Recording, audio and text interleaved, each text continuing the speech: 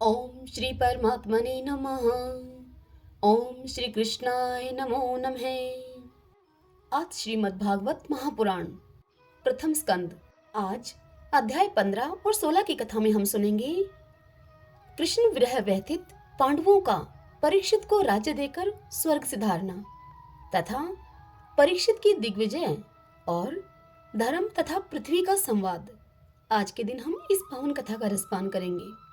श्री सूत जी कहते हैं, हे शौनकादि ऋषियों, भगवान श्री कृष्ण के प्यारे सखा अर्जुन एक तो पहले ही श्री कृष्ण के विरह से क्रश हो रहे थे। उस पर राजा युधिष्ठिर ने उनकी विषादग्रस्त मुद्रा को देखकर उसके विषय में कई प्रकार की आशंकाएं करते हुए उनके ऊपर प्रश्नों की झड़ी लगा दी। शोक से अर्जुन का मुख और हृदय कमल सूख गया था, चेहरा फीका पड़ गया था। वे उन्हीं भगवान श्री कृष्ण के ध्यान में ऐसे डूब रहे थे कि बड़े भाई के प्रश्नों का वह कुछ भी उत्तर न दे सके। श्री कृष्ण की आंखों से ओझल हो जाने के कारण वे बढ़ी हुई प्रेम जनित उत्कंठा के परवश हो रहे थे। रथ हाँकने, टहलने आदि के समय भगवान ने उनके साथ जो मित्रता, अभिन्न हृदयता और प्रेम से भरे हुए व्यवहार किए थे, उनकी याद पर याद आ रही थी। बड़े कष्ट से उन्होंने अपने शोक का वेग रोका, हाथ से नेत्र के आंसू पोंछे और फिर रुंधे हुए गले से अपने बड़े भाई महाराज युधिष्ठिर से इस प्रकार कहा। अर्जुन बोले, महाराज, मेरे ममेरे भाई अथवा अत्यंत घनिष्ठ मित्र का रूप धारण करके श्री कृष्ण ने मुझे ठग लिया। मेरे जिस प्रबल पराक्रम से बड़े बड़े देवता भी आश्चर्य में डूब जाते थे, उसे श्री कृष्ण ने मुझसे छीन लिया। जैसे यह शरीर प्राण से रहित होने पर मृतक कहलाता है, वैसे ही उनके क्षण भर के वियोग से यह संसार अप्रिय दिखने लगता है। उनके आश्रय से द्रौपदी स्वयंवर में राजा द्रुपद के घर आए हुए कामोन्मत्त राजाओं का तेज मैंने हार लिया। धनुष पर बाण चढ़ाकर मत्स्य वेद किया और इस प्रकार द्रौपदी को मैंने प्राप्त किया था। उनकी सनिधि मात्र से मैंने समस्त देवताओं के साथ इंद्र को अपने बल से जीतकर अग्निदेव को उनकी तृप्ति के लिए खांडव वन का दान कर दिया और मैं दानव के निर्माण की हुई अलौकिक कला कौशल से युक्त मायामयी सभा प्राप्त की और आपके यज्ञ में सब ओर से आकर राजाओं ने अनेक प्रकार की भेंटें समर्पित की। 10,000 हाथियों की शक्ति और बल से संपन्न आपके इन छोटे भाई भीमसेन ने उन्हीं की शक्ति से राजाओं के सिर पर पैर रखने वाले अभिमानी जरासंध का वध किया था। तदंतर कहीं भगवान ने उन बहुत से राजाओं को मुक्त किया जिनको जरासंध ने महाभैरव यज्ञ में बलि चढ़ाने के लिए बंदी बना रखा था। उन सब राजाओं ने आपके यज्ञ में अनेकों प्रकार के उपहार दिए थे। महारानी द्रौपदी राजसूय यज्ञ के महान अभिषेक से पवित्र हुए अपने उन सुंदर केशों को, जिन्हें दुष्टों ने भरी सभा में छूने का साहस किया था, उन केशों को बिखेर कर तथा आंखों में आंसू भरकर जब श्री कृष्ण के चरणों में वह गिर पड़ी, तब उन श्री कृष्ण ने उसके सामने उसके उस घोर अपमान का बदला लेने की प्रतिज्ञा करके उन धूर्तों की स्त्रियों की ऐसी दशा कर दी कि वे विधवा हो गई और उन्हें अपने केश अपने हाथों खोल देने पड़े। वनवास के समय हमारे वैरी दुर्योधन के षड्यंत्र से 10,000 शिष्यों को साथ बिठाकर भोजन कराने वाले महर्षि दुर्वासा ने हमें दुस्तर संकट में डाल दिया था।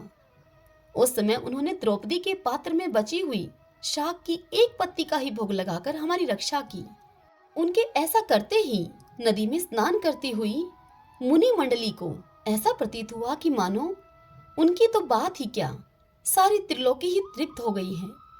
उनके प्रताप से मैंने युद्ध में पार्वती के सहित भगवान शंकर को आश्चर्य में डाल दिया तथा उन्होंने मुझको अपना पाशुपत नामक अस्त्र दिया। साथ ही दूसरे लोकपालों ने भी प्रसन्न होकर अपने अपने अस्त्र मुझे दिए। और तो क्या, उनकी कृपा से मैं इसी शरीर में स्वर्ग में गया और देवराज इंद्र की सभा में उनके बराबर आधे आसन पर बैठने का सम्मान मैंने प्राप्त किया। उनके आग्रह से जब मैं स्वर्ग में ही कुछ दिनों तक रहा, तब इंद्र के साथ समस्त देवताओं ने मेरी इन्हीं गांडीव धारण करने वाली भुजाओं का निवात कवच आदि दैत्यों को मारने के लिए आश्रय लिया। हे महाराज युधिष्ठिर, यह सब जिनकी महती कृपा का फल था, उन्हीं पुरुषोत्तम भगवान श्री कृष्ण ने मुझे आज ठग लिया। हे महाराज, कौरवों की सेना भीष्म, द्रोण आदि अजय महामतस्यों से पूर्ण अपार समुद्र के समान दुष्टर थी, परंतु उनका आश्रय ग्रहण करके अकेले ही रथ पर सवार होकर मैं उससे पार कर गया। उन्हीं की सहायता से आपको याद होगा, मैंने शत्रुओं से राजा विराट का सारा गोधन तो वापस ले ही लिया, साथ ही उनके सिरों पर चमकते हुए मणिमय मुकुट तथा अंगों के अलंकार तक उनसे छीन लिए थे। भाई जी, कौरवों की सेना भीष्म, कर्ण, द्रोण, शल्य तथा अन्य बड़े बड़े राजाओं और क्षत्रिय वीरों के रथों से शोभायमान थी। उसके सामने मेरे आगे आगे चलकर वे अपनी दृष्टि से ही उन महारथी युद्धपतियों की आयु, मन, उत्साह और बल को छीन लिया करते थे।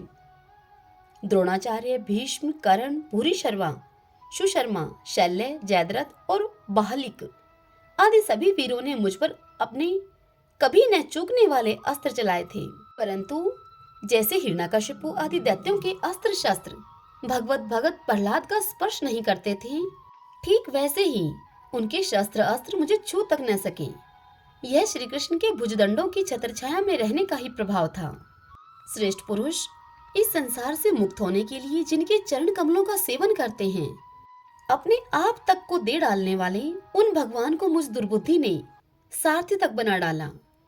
आहा, जिस समय मेरे घोड़े थक गए थे और मैं रथ से उतरकर पृथ्वी पर खड़ा था, उस समय बड़े बड़े महारथी शत्रु भी मुझ पर प्रहार न कर सके, क्योंकि श्री कृष्ण के प्रभाव से उनकी बुद्धि मारी गई थी। हे महाराज, माधव के उन्मत्त और मधुर मुस्कान से युक्त विनोद भरे एवं हृदय स्पर्शी वचन और उनका मुझे पार्थ, अर्जुन, सखा, कुरुनंदन आदि कहकर पुकारना मुझे याद आने पर मेरे हृदय कमल में उथल पुथल मचा देते हैं। सोने, बैठने, टहलने और अपने संबंध में बड़ी बड़ी बातें करने और भोजन आदि करने में हम प्रायः एक साथ रहा करते थे। किसी किसी दिन मैं व्यंग से उन्हें कह बैठता कि मित्र, तुम तो बड़े सत्यवादी हो।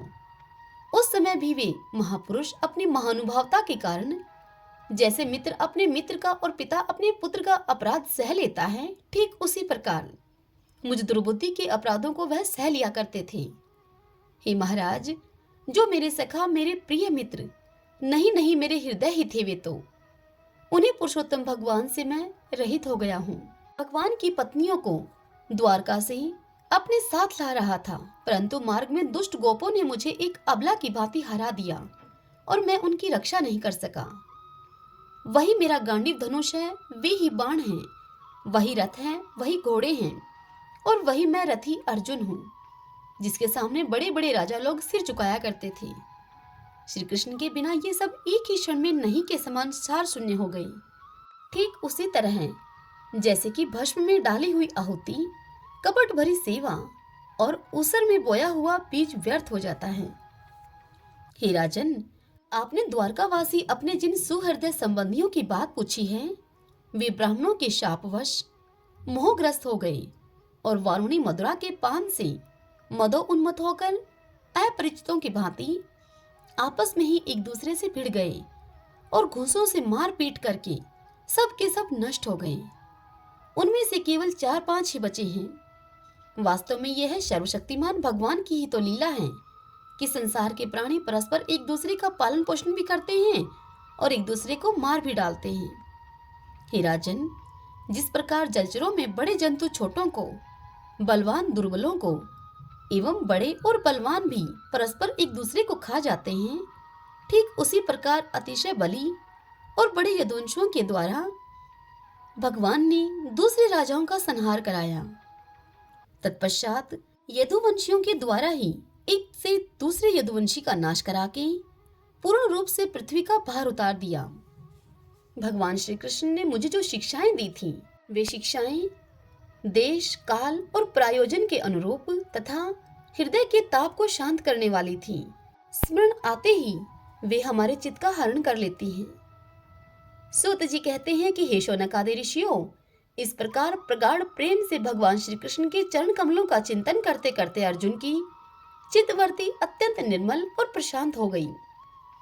उनकी प्रेममयी भक्ति भगवान श्री कृष्ण के चरण कमलों के अहर्निश चिंतन से अत्यंत बढ़ गई। भक्ति के वेग ने उनके हृदय को मत कर उसमें से सारे विकारों को बाहर निकाल दिया।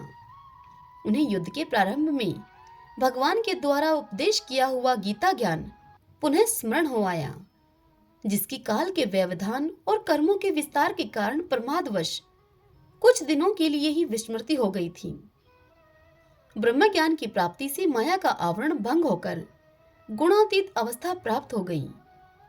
द्वैत का संशय निवृत्त हो गया, सूक्ष्म शरीर भंग हुआ, वे शोक एवं जन्म मृत्यु के चक्र से सर्वथा मुक्त हो गई। भगवान के स्वधाम गमन और यदुवंश के संहार का वृतांत सुनकर निश्चल मति युधिष्ठिर ने स्वर्गरोहण का निश्चय किया। कुंती ने भी अर्जुन के मुख से यदुवंशियों का नाश और भगवान के स्वधाम गमन की बात को सुनकर अनन्य भक्ति से अपने हृदय को भगवान श्री कृष्ण में लगा दिया और सदा के लिए इस जन्म मृत्यु रूप संसार से अपना मुंह मोड़ लिया। भगवान श्री कृष्ण ने लोक दृष्टि में जिस यादव शरीर से पृथ्वी का भार उतारा था, उसका वैसे ही परित्याग कर दिया जैसे कि कोई कांटे से कांटा निकालकर फिर दोनों को फेंक देता है। भगवान की दृष्टि में दोनों ही समान थे। जैसे वे नट के समान मत्स्य आदि रूप धारण करते हैं और फिर उनका त्याग कर देते हैं, वैसे ही उन्होंने जिस यादव शरीर से पृथ्वी का भार दूर किया था, उसे उन्होंने त्याग भी दिया। जिनकी मधुर लीलाएं श्रवण करने योग्य हैं, उन भगवान श्री कृष्ण ने जब अपने मनुष्य के से इस शरीर से इस पृथ्वी का परित्याग कर दिया, उसी दिन विचारहीन लोगों को अधर्म में फंसाने वाला कलयुग आदम का महाराज युधिष्ठिर से कलयुग का फैलना छिपा न रहा। उन्होंने देखा कि देश में, नगर में, घरों में और प्राणियों में लोभ, असत्य, छल, हिंसा और अधर्मों की बढ़ती हो गई है। तब उन्होंने महाप्रस्थान का निश्चय किया। उन्होंने अपने विनयी पौत्र परीक्षित को, जो गुणों में उन्हीं के समान थे, समुद्र से घिरी हुई पृथ्वी के सम्राट पद पर हस्तिनापुर में अभिषिक्त किया। उन्होंने मथुरा में सूर सेनाधिपति के रूप में अनिरुद्ध के पुत्र वज्र का अभिषेक किया। इसके बाद समर्थ युधिष्ठिर ने प्रजापत्य यज्ञ करके आवाहनीय आदि अग्नियों को अपने में लीन कर दिया, अर्थात गृहस्थ आश्रम के धर्म से मुक्त होकर उन्होंने संन्यास ग्रहण कर लिया।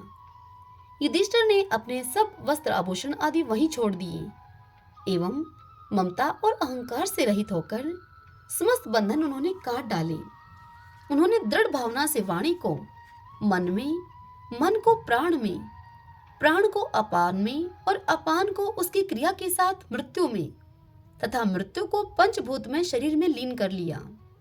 इस प्रकार शरीर को मृत्यु रूप अनुभव करके उन्होंने उसे त्रिगुण में मिला दिया। त्रिगुण को मूल प्रकृति में, सर्व कारण रूपा प्रकृति को आत्मा में और आत्मा को अविनाशी ब्रह्मा में विलीन कर दिया। उन्हें यह अनुभव होने लगा कि यह संपूर्ण दृश्य प्रपंच ब्रह्मा स्वरूप है। इसके पश्चात उन्होंने शरीर पर चीर वस्त्र धारण कर लिया, अन्न जल का त्याग कर दिया, मौन ले लिया और केश खोलकर बिखेर लिए। वे अपने रूप को ऐसा दिखाने लगे जैसे कि कोई जड़, उन्मत्त या पिशाच हो।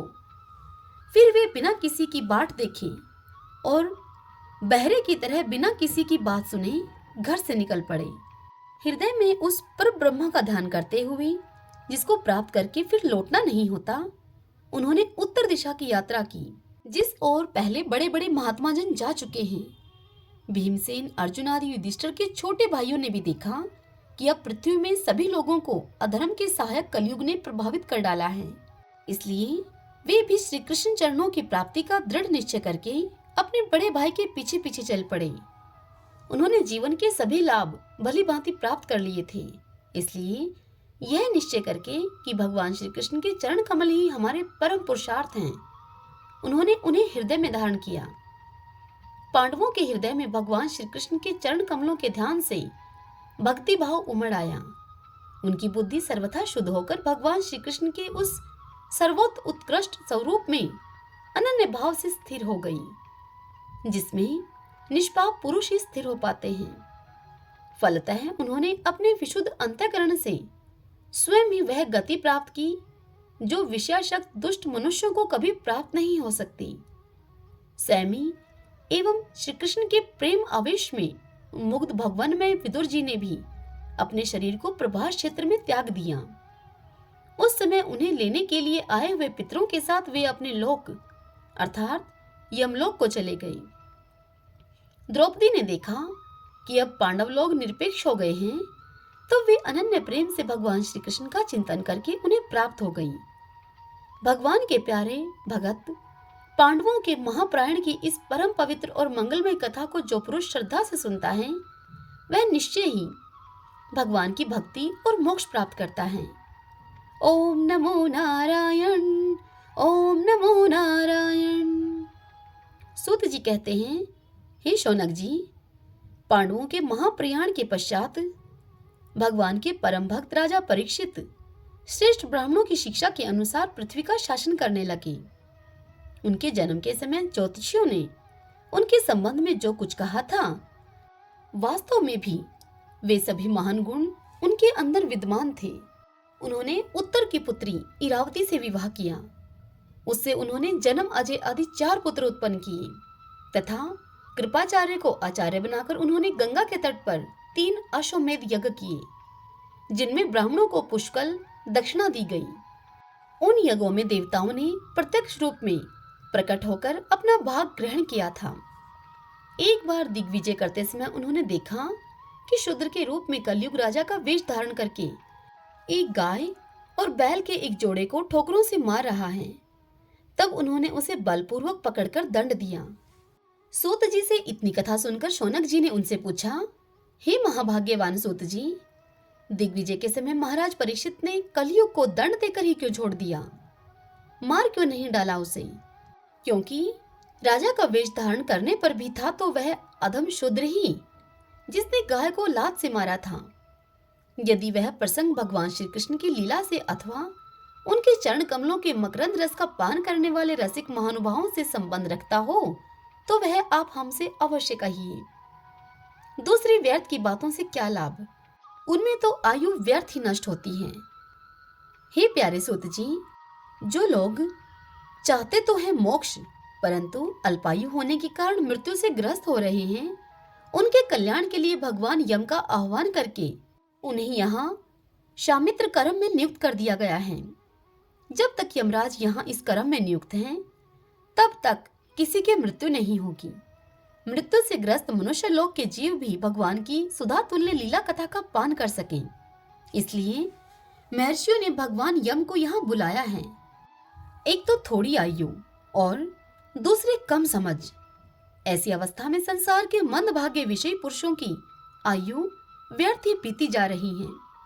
नींद में रात और व्यर्थ के कामों में दिन, यह सब व्यतीत हो रहे हैं। इतनी बात सुनकर सूत जी ने शौनक जी से कहा कि जिस समय राजा परीक्षित कुरु जंगल देश के सम्राट के रूप में निवास कर रहे थे, उस समय उन्होंने सुना कि मेरी सेना के द्वारा सुरक्षित साम्राज्य में कलयुग का प्रवेश हो गया है। इस समाचार से उन्हें दुख तो अवश्य हुआ, परंतु यह सोचकर कि युद्ध करने का अवसर हाथ लगा तो सही, वे उतने दुखी नहीं हुए। इसके बाद युद्धवीर परीक्षित ने धनुष हाथ में ले लिया। वे श्याम वर्ण के घोड़े से जुते हुए सिंह की ध्वजा वाले सुसज्जित रथ पर सवार होकर दिग्विजय करने के लिए नगर से बाहर निकल पड़े। उस समय रथ, हाथी, घोड़े और पैदल सेना उनके साथ साथ चल रही थी। उन्होंने भद्राश्व, केतुमाल, भारत, उत्तर कुरु और किम पुरुष आदि सभी वर्षों को जीतकर वहां के राजाओं से भेंट ली। उन्हें उन देशों में सर्वत्र अपने पूर्वज महात्माओं का सुयश सुनने को मिला। उस यशोगान से पद पद पर भगवान श्री कृष्ण की महिमा प्रकट होती थी। इसके साथ ही उन्हें यह भी सुनने को मिलता था कि भगवान श्री कृष्ण ने अश्वत्थामा के ब्रह्मास्त्र की ज्वाला से किस प्रकार उनकी रक्षा की थी। यदुवंशी और पांडवों में परस्पर कितना प्रेम था तथा पांडवों की भगवान श्री कृष्ण में कितनी भक्ति थी। जो लोग उन्हें ये चरित्र सुनाते, उन पर महामना राजा परीक्षित बड़े प्रसन्न होते। उनके नेत्र प्रेम से खिल उठते। वे बड़ी उदारता से उन्हें बहुमूल्य वस्त्र और मणियों के हार उपहार रूप दे देते थे। वे सुनते कि भगवान श्री कृष्ण ने प्रेम परवश होकर पांडवों के सारथी का काम किया, उनके सभासद बने, यहाँ तक कि उनके मन के अनुसार काम करके उनकी सेवा भी की। उनके सखा तो थे ही, उनके दूत भी बने। वे रात को शस्त्र ग्रहण करके वीरासन से बैठ जाते और शिविर का पहरा देते। उनके पीछे पीछे चलते, स्तुति करते, तथा प्रणाम करते। इतना ही नहीं, अपने प्रेमी पांडवों के चरणों में उन्होंने सारे जगत को झुका दिया। तब परीक्षित की भक्ति भगवान श्री कृष्ण के चरण कमलों में और भी अधिक बढ़ जाती। इस प्रकार वे दिन दिन पांडवों के आचरण का अनुसरण करते हुए दिग्विजय कर रहे थे। उन्हीं दिनों उनके शिविर से थोड़ी ही दूर पर एक आश्चर्यजनक घटना घटी। वह मैं आपको सुनाता हूँ। धर्म बैल का रूप धारण करके एक पैर से घूम रहा था। एक स्थान पर उसे गाय के रूप में पृथ्वी मिली। पुत्र की मृत्यु से दुखिनी माता के समान उस गाय की आंखों से आंसुओं के झरने झर रहे थे। उसका शरीर श्रीहीन हो गया था। तब धर्म पृथ्वी से पूछने लगा। धर्म ने उससे कहा, कल्याणी, कुशलता से तो हो ना, तुम्हारा मुख कुछ कुछ मलिन हो रहा है, तुम श्रीहीन हो रही हो। मालूम होता है कि तुम्हारे हृदय में कुछ न कुछ दुख अवश्य है। क्या तुम्हारा कोई संबंधी दूर देश में चला गया है जिसके लिए तुम इतनी चिंता कर रही हो? कहीं तुम मेरी तो चिंता नहीं कर रही हो कि अब इसके 3 पैर टूट गए, एक ही पैर पर रह गया है। संभव है तुम अपने लिए ही शोक कर रही होगी कि अब शूद्र तुम्हारे ऊपर शासन करेंगे। तुम्हें इन देवताओं के लिए भी खेद हो सकता है जिन्हें अब यज्ञों में आहुति नहीं दी जाती, अथवा इस प्रजा के लिए भी जो वर्षा न होने के कारण अकाल और दुर्भिक्ष से पीड़ित हो रही है। हे देवी, क्या तुम राक्षस शरीर के मनुष्यों के द्वारा सताई हुई आरक्षित स्त्रियों एवं आत्र बालकों के लिए शोक कर रही हो? संभव है विद्या अब कुकर्मी ब्राह्मणों के चंगुल में पड़ गई है और ब्राह्मण विप्रद्रोही राजाओं की सेवा करने लगे हैं और इसी का तुम्हें दुख हो। आज के नाम मात्र के राजा तो 16 आने कलयुगी हो गए हैं। उन्होंने बड़े बड़े देशों को भी उजाड़ डाला है। क्या तुम उन राजाओं या देशों के लिए शोक कर रही हो? आज की जनता खान पान, वस्त्र, स्नान और स्त्री सहवास आदि में शास्त्रीय नियमों का पालन न करके स्व इच्छाचार कर रही है। क्या इसके लिए तुम दुखी हो? माँ पृथ्वी अर्थात बताओ पृथ्वी, बताओ पृथ्वी। अब समझ में आया, हो न हो तुम्हें भगवान श्री कृष्ण की याद आ रही होगी, क्योंकि उन्होंने तुम्हारा भार उतारने के लिए ही अवतार लिया था और ऐसी लीलाएं की थी जो मोक्ष का भी अवलंबन है। अब उनकी लीला संवरण कर लेने पर उनके परित्याग से तुम दुखी हो रही हो। देवी, तुम तो धन रत्नों की खान हो। तुम अपने कलेश का कारण, जिससे कि तुम इतनी दुर्बल हो गई हो, मुझसे बतलाओ। ऐसा मालूम होता है कि बड़े बड़े बलवानों को भी हरा देने वाले काल ने देवताओं के द्वारा वंदनीय तुम्हारे सौभाग्य को छीन लिया है। इतनी बात सुनकर पृथ्वी देवी ने कहा कि धर्म, तुम मुझसे जो कुछ पूछ रहे हो वह सब स्वयं जानते हो। जिन भगवान के सहारे तुम सारे संसार को सुख पहुंचाने वाले अपने 4 चरणों से युक्त थे, जिनमें सत्य, पवित्रता, दया, क्षमा, त्याग, संतोष, सरलता, शम, दम, तप, क्षमता, तितिक्षा, उपरति, शास्त्र विचार, ज्ञान, वैराग्य, ऐश्वर्य, वीरता, तेज, बल, स्मृति, स्वतंत्रता, कौशल, कांति, धैर्य, कोमलता, निर्भीकता, विनय, शील, साहस, उत्साह, बल, सौभाग्य, गंभीरता, स्थिरता, आस्तिकता, कीर्ति, गौरव और निअहंकारता, ये 39 अप्राकृत गुण तथा महत्वाकांक्षी पुरुषों के द्वारा वांछनीय अर्थात शरणागत वत्सलता आदि और भी बहुत से महान गुण उनकी सेवा करने के लिए नित्य निरंतर निवास करते हैं। एक क्षण के लिए भी उनसे अलग नहीं होते। उन्हीं समस्त गुणों के आश्रय सौंदर्य धाम भगवान श्री कृष्ण ने इस समय इस लोक से अपनी लीला स्मरण कर ली और यह संसार पापमय कलयुग की कुदृष्टि का शिकार हो गया। यही देखकर मुझे बड़ा शोक हो रहा है। अपने लिए देवताओं में श्रेष्ठ तुम्हारे लिए देवता, पितृ, ऋषि, साधु और समस्त वर्णों तथा आश्रमों के मनुष्यों के लिए मैं शोकग्रस्त हो रही हूँ, जिनका कृपा कटाक्ष प्राप्त करने के लिए ब्रह्मा आदि देवता भगवान के शरणागत होकर बहुत दिनों तक तपस्या करते रहे। वही लक्ष्मी जी अपने निवास स्थान कमल वन का परित्याग करके बड़े प्रेम से जिनके चरण कमलों की शुभ छत्र छाया का सेवन करती हैं, उन्हीं भगवान के कमल, वज्र, अंकुश, ध्वजा आदि चिन्हों से युक्त श्री चरणों से विभूषित होने के कारण मुझे महान वैभव प्राप्त हुआ था और मेरी तीनों लोकों से बढ़कर शोभा हुई थी। परंतु मेरे सौभाग्य का अब अंत हो गया। भगवान ने मुझ अभागिनी को छोड़ दिया। मालूम होता है कि मुझे अपने सौभाग्य पर गर्व हो गया था, इसलिए उन्होंने मुझे यह दंड दिया है। तुम अपने 3 चरण के कम हो जाने से मन ही मन कुढ़ रहे थे, अतः अपने पुरुषार्थ से तुम्हें अपने ही अंदर पुनः सब अंगों से पूर्ण एवं स्वस्थ कर देने के लिए वे अत्यंत रमणीय श्याम सुंदर विग्रह से यदुवंश में प्रकट हुए और मेरे बड़े भारी भार को, जो असुर वंशी राजाओं की सैकड़ों अक्षौहिणियों के रूप में था, नष्ट कर डाला, क्योंकि वे परम स्वतंत्र थे, जिन्होंने अपनी प्रेम भरी चितवन, मनोहर मुस्कान और मीठी मीठी बातों से सत्यभामा आदि मधुमयी मानिनियों के मान के साथ धीरज को भी छीन लिया था और जिनके चरण कमलों के स्पर्श से मैं निरंतर आनंद से पुलकित रहती थी। उन पुरुषोत्तम भगवान श्री कृष्ण का विरह भला कौन सह सकती है। हे शौनक जी, धर्म और पृथ्वी इस प्रकार आपस में बातचीत कर ही रहे थे कि उसी समय राज ऋषि परीक्षित पूर्व वाहिनी सरस्वती के तट पर आ पहुंचे। हरि ओम तत्सत। ओम नमो नारायण। ओम नमो नारायण। ओम श्री कृष्णाय नमो नमः। भगतजनों, आज की कथा यहीं समाप्त हुई। कल की कथा में हम सुनेंगे महाराज परीक्षित के द्वारा कलयुग का दमन तथा राजा परीक्षित को श्रृंगी ऋषि का श्राप और परीक्षित का अनशन व्रत और शुकदेव जी का आगमन। कल के दिन हम इस पावन कथा का रसपान करेंगे। जय श्री कृष्णा। राधे राधे।